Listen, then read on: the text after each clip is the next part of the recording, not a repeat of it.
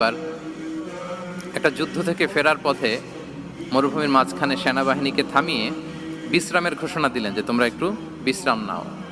তো উনি একটা গাছের নিচে বিশ্রামের জন্য গেলেন এবং সেখানে গাছের ডালে ওনার তলোয়ারটা ঝুলিয়ে রাখলেন, ঝুলিয়ে বিশ্রাম নিতে লাগলেন, ঘুমিয়ে পড়লেন। হঠাৎ এক বেদুইন এসে রাসূল সাল্লাল্লাহু আলাইহি ওয়াসাল্লামের এই কোষবদ্ধ তলোয়ারটা কোষমুক্ত করে এরকম হাতে নিল। রাসূল সাল্লাল্লাহু আলাইহি ওয়াসাল্লাম ঘুম থেকে জেগে উঠলেন। এবার বেদুইন বলতে আরম্ভ করলো, মাইয়ামনাউকা মিন্নি, এই মুহাম্মদ তোমাকে এবার কে বাঁচাবে বলো, এই তো আমার হাতে তলোয়ার, কে বাঁচাবে? সাথে সাথেই আল্লাহর হাবিব সাল্লাল্লাহু আলাইহি ওয়া আলিহি ওয়াসাল্লাম উনি উত্তরে বললেন আল্লাহ।